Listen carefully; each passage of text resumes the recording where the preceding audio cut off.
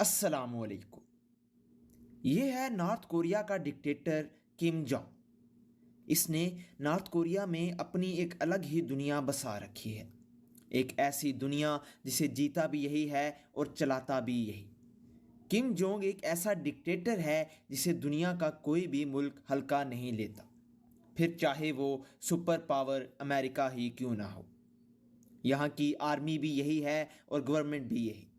یہ نہ صرف طاقتور انسان ہے بلکہ بہت خطرناک بھی۔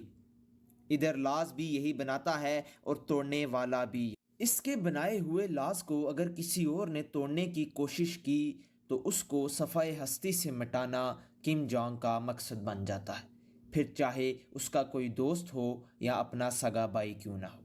ادریس ٹی وی کی ویڈیوز میں ایک دفعہ پھر خوش آمدید۔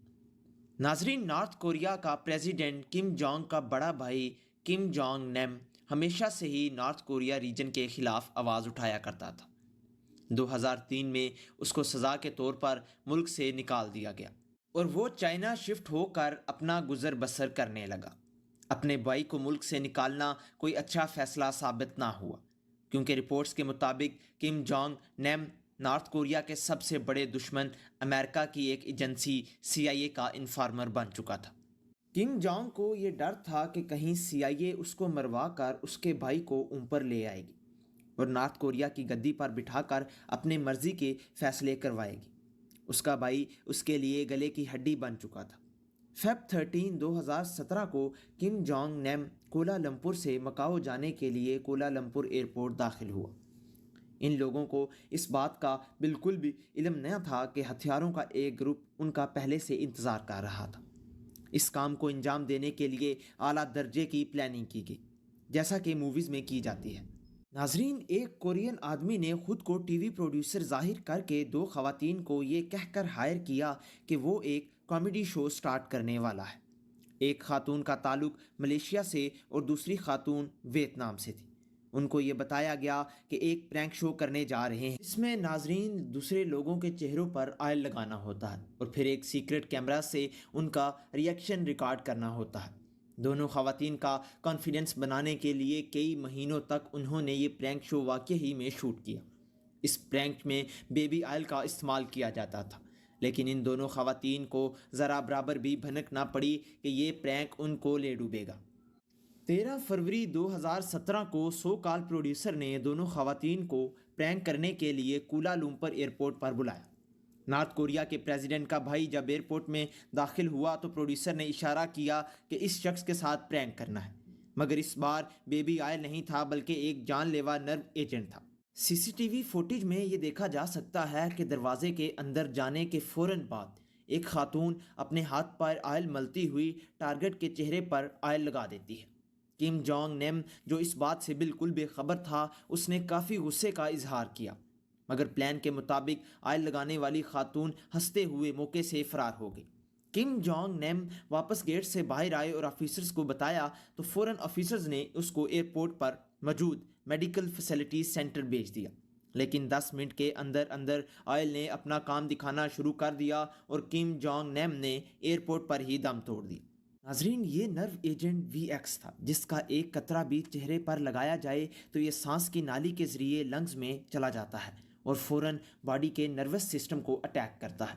اس اٹیک کے نتیجے میں باڈی میں موجود نیورو ٹرانسمیٹرز بند ہو جاتے ہیں، یعنی اب باڈی دماغ سے سگنل لینا بند کر دیتی ہے۔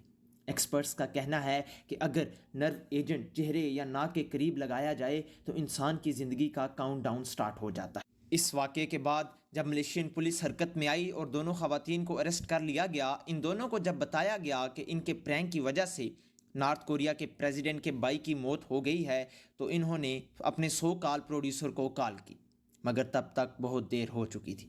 پولیس کا کہنا ہے کہ اس پلان میں 4 لوگ شامل تھے جنہوں نے ملیشیا میں نارتھ کوریا ایمبیسی میں پناہ لے رکھی تھی، اور مرڈر کے بعد وہ یہاں سے پری بکڈ فلائٹ سے دبئی، جکارتا اور نارتھ کوریا کے کیپٹل پیونگ ینگ بھاگ گئے۔ ڈرائیور اور کیمسٹ اور دونوں خواتین کو استعمال کیا گیا تھا۔ ان سب کو 2 سال جیل میں رکھنے کے بعد ملیشین پولیس نے رہا کر دیا۔ تو یہاں سے ناظرین آپ اندازہ لگا سکتے ہیں کہ کم جونگ کی کتنی پاور ہے۔ نارتھ کوریا پر کم فیملی پچھلے 80 سال سے حکومت کر رہی ہے۔ یہاں کم جونگ کی پاورز اتنی زیادہ ہے کہ ایک پرندہ بھی پر اپنی مرضی سے نہیں مار سکتا۔ یہاں صرف پیسہ ان کے پاس ہے جو پریزیڈنٹ کے ساتھ کھڑے ہیں۔ لوکل پاپولیشن کو کنٹرول میں رکھنے کے لیے ان کو غلام بنا کر کام کروایا جاتا ہے، اور اگر کسی نے بھی پریزیڈنٹ کے خلاف آواز اٹھائی تو اس کی سزا موت سے بھی بھیانک ہوتی ہے۔ ناظرین، یہی وجہ ہے کہ نارتھ کوریا میں 60% لوگ غریبی میں رہتے ہیں۔ ناظرین، یہاں روڈز تو ہیں مگر ان پر چلنے والی گاڑیاں نہیں، کیونکہ لوگوں کے پاس گاڑیاں خریدنے کے پیسے ہی نہیں ہیں۔ یہاں نہ تو فیس بک ہے، نہ واٹس ایپ، یوٹیوب، بلکہ سوشل میڈیا کا کنسیپٹ ہی نہیں ہے۔ ناظرین، نارتھ کوریا میں رہ کر نیٹ کالز کرنا بھی ایک کرائم ہے، اور میٹنگ میں ان کے سامنے سو جانا بھی سخت سزا مانا جاتا ہے۔ ایک میٹنگ کے دوران جب ڈیفنس منسٹر کو نیند کا جھونکا آیا تو سب کے سامنے اس کو موت کے گھاٹ اتار دیا گیا۔